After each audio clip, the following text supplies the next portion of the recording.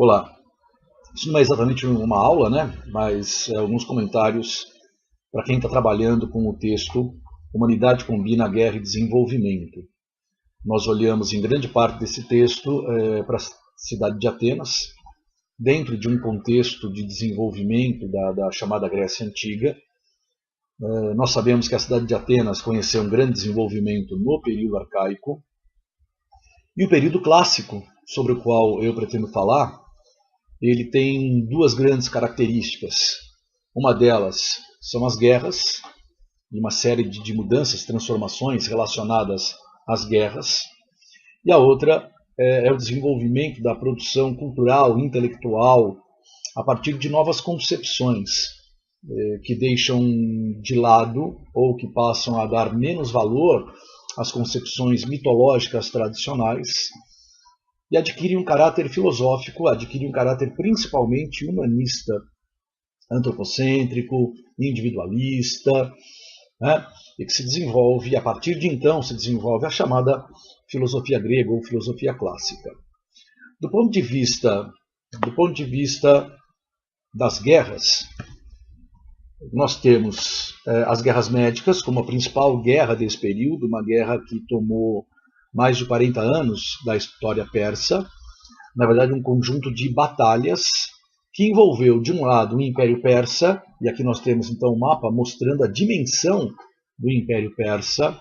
Bem do lado direito nós temos a origem do Império Persa, ali está escrito Pérsia, Báctria, né, Pártia, toda essa região que hoje parte dela, né, corresponde ao Irã.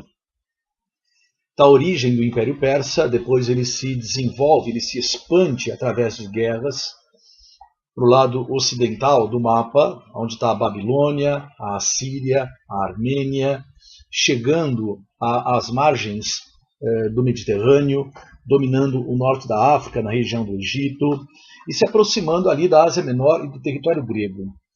Nós não estudamos, não damos pelo menos grande destaque à organização do Império Persa.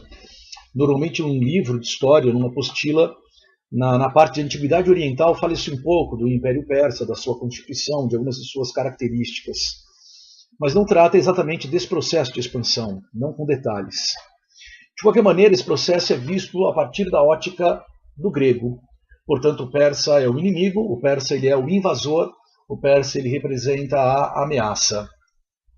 Algumas cidades gregas, aquelas mais próximas à fronteira, aquelas mais próximas ao litoral, sentiram de imediato essa ameaça, mesmo antes do Império Persa abordar o seu território. Muitas cidades gregas desenvolviam comércio, né, com regiões que foram ocupadas pelo Império Persa. E esse é o caso, por exemplo, de Atenas.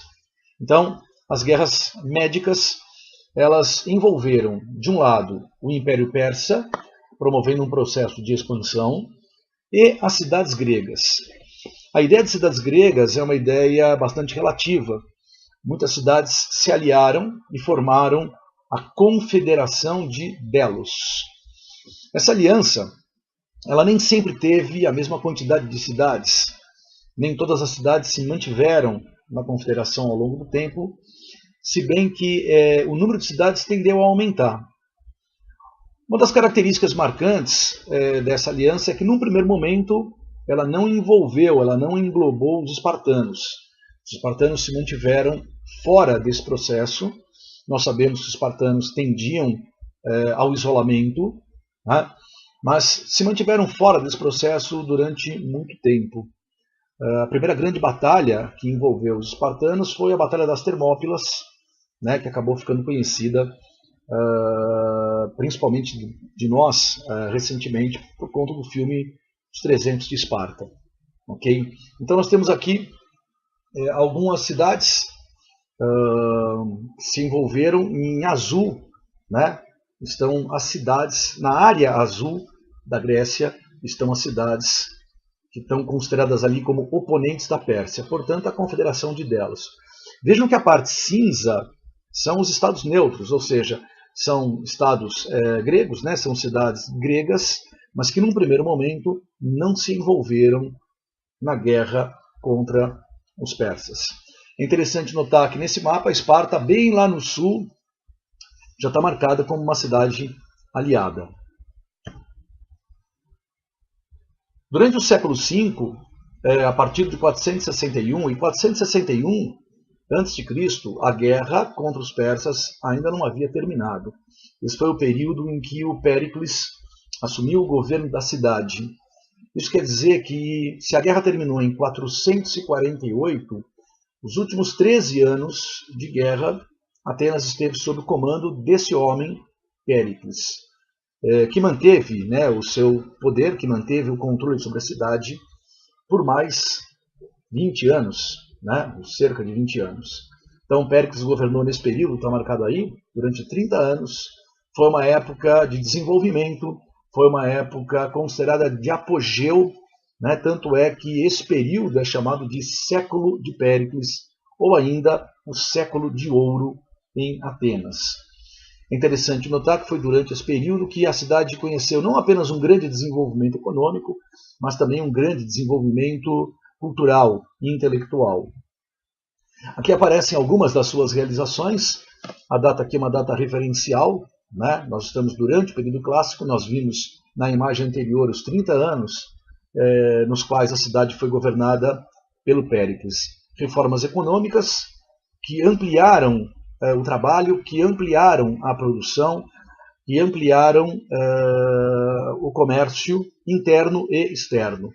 E ali o incentivo à cultura, filosofia, o teatro, e normalmente nós percebemos a filosofia nas próprias peças teatrais, nas obras artísticas, esculturas, arquitetura e etc. Então, há um grande incentivo. Eu não vou abordar aqui, não é o meu interesse abordar nesse momento as questões culturais e filosóficas. Aqui nós temos, está na língua espanhola, mas eu achei interessante essa imagem, há uma análise rápida, né, sobre a Liga de Delos, essa aliança que envolveu as cidades gregas. E aí está escrito assim: a Liga se converteu num instrumento do imperialismo ateniense contra os valores democráticos que a própria cidade simbolizava até então. É uma contradição. Mesmo durante o governo de Péricles, ou mesmo após o seu governo, Atenas manteve o modelo democrático que havia criado. Nós sabemos que a democracia de Atenas tem alguns limites, é verdade, mas ela preservou. Agora, o que significa imperialismo ateniense? Significa o seguinte: quando a guerra acabou, a razão de ser da confederação, da Liga, como está escrito ali, né, da Liga de Delos, acaba também. Porque a Liga de Delos ela foi uma aliança militar na luta contra o Império Persa. E se a guerra contra os persas acabou com a vitória dos gregos, né, com a assinatura de um tratado no qual os persas se comprometiam a não invadir mais os territórios gregos, se a guerra acabou, a Liga não seria mais necessária. No entanto, Atenas ela exige a manutenção da Liga. Isso significa o quê? Que todas as cidades que faziam parte da Liga, da Confederação de Delos, deveriam manter suas contribuições financeiras. Por que Atenas faz isso? Porque foi durante a guerra, com as contribuições que vinham das diversas cidades, que Atenas prosperou. É exatamente o nosso texto, né? O texto fala um pouco, ele tem como o seu mote essa contradição, guerra e desenvolvimento. A Liga de Delos, ela tinha o tesouro de Delos, e não que Atenas tenha se apropriado pura e simplesmente desse tesouro, não, ele foi utilizado para a fabricação de armas, de navios de guerra, enfim, é um dinheiro que foi usado para a guerra, mas em Atenas. Né? Nós costumamos dizer que durante as guerras médicas, em Atenas não havia um desempregado sequer, porque havia fábrica de arma, havia um estaleiro que fabricava navios, as pessoas recebiam um pagamento, isso quer dizer que elas podiam comprar, os comerciantes tinham para quem vender, os produtores agrícolas tinham para quem vender, então a cidade prosperou durante a guerra. Finalizada a guerra, Atenas exige a manutenção da confederação, porque ela percebe, né, que o final das contribuições poderia levá-la à decadência econômica. Muitas cidades tentaram abandoná-la e foram castigadas, sofreram invasão. O imperialismo, na verdade, ele se manifesta a partir da ameaça militar, eventualmente do uso da força militar e também da ameaça econômica, já que muitas cidades menores eram historicamente, antes mesmo da guerra começar, dependentes da economia ateniense. Esparta foi a cidade que buscou se aliar a outras para quebrar essa hegemonia, para quebrar esse imperialismo ateniense. E daí nasceu uma nova guerra, a chamada Guerra do Peloponeso. Ela começou no ano 431 e foi até 404 a.C. Muitas vezes a guerra é apresentada, né, como um conflito entre Atenas e Esparta, é um pouco maior, né, é um confronto entre Atenas e seus aliados, algumas cidades aliadas, contra Esparta e cidades aliadas. O mapa aqui ele está um pouco desfocado, a imagem ela era pequena, mas dá para perceber que na cor roxa, né, um roxo mais fraco, nós temos Esparta e seus aliados, e na cor alaranjada, os aliados de Atenas. Ok? Aqui nós temos um quadro comparativo, ele é interessante. Você vai dar uma pausa nesse momento aqui no vídeo, vai dar um print screen aí, vai copiar. Na verdade você não precisa, né? Você tem aí esse vídeo. E dá uma olhada com cuidado, né? Tanto nas guerras médicas como na guerra do Peloponeso. Ok? E nós consideramos, a maioria dos historiadores considera, que as guerras que se seguiram, a Guerra do Peloponeso, e depois da Guerra do Peloponeso ocorreram outras guerras entre as cidades gregas. Né? A Guerra do Peloponeso terminou com a derrota ateniense, com a hegemonia, com o imperialismo espartano, que depois foi derrotado e substituído pelo imperialismo tebano, ou seja, outras guerras se sucederam de menores dimensões. Né? Normalmente um livro didático trata dessas duas que nós citamos, as guerras médicas e a Guerra do Peloponeso.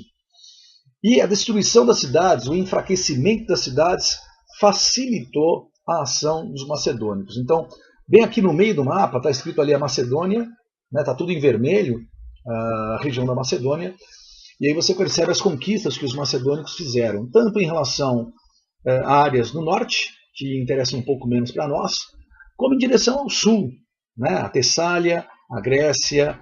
Na verdade, a região da Tessália já é um território grego. Toda essa área vermelha abaixo da Macedônia era o território grego, que ficou sob domínio dos macedônicos. O rei macedônico chamava-se Felipe II, é o responsável pela conquista. Ele passa a viver na Grécia. Ele leva consigo seu filho, Alexandre, ainda muito jovem. Foi educado pelo Aristóteles. E a partir da morte do Felipe, o Alexandre assume e inicia um processo de expansão. Então aqui nós temos a expansão macedônica ou a expansão alexandrina. São guerras fulminantes, é um império construído em pouquíssimos anos.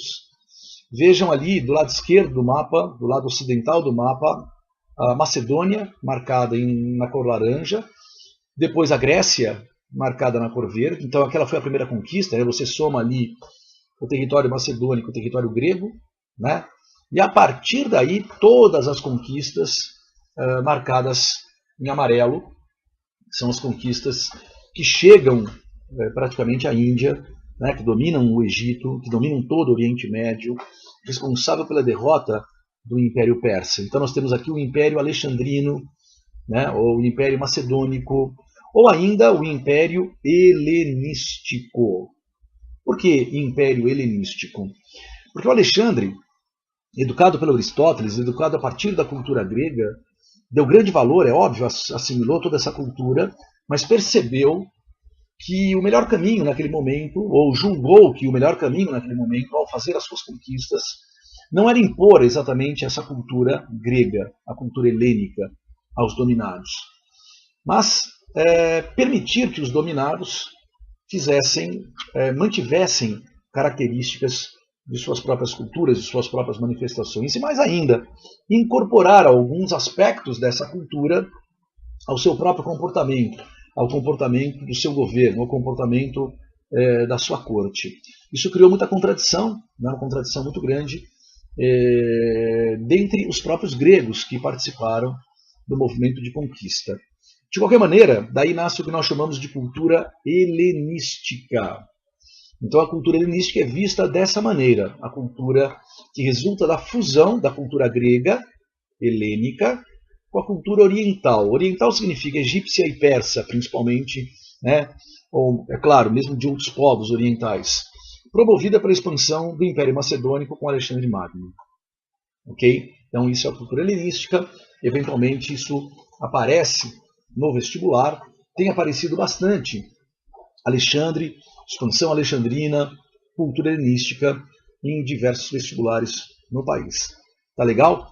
Então, como eu falei, são algumas características desses dois períodos, do período clássico das guerras e do período helenístico com a conquista e a expansão macedônica. Tá legal? Bons estudos, um abraço.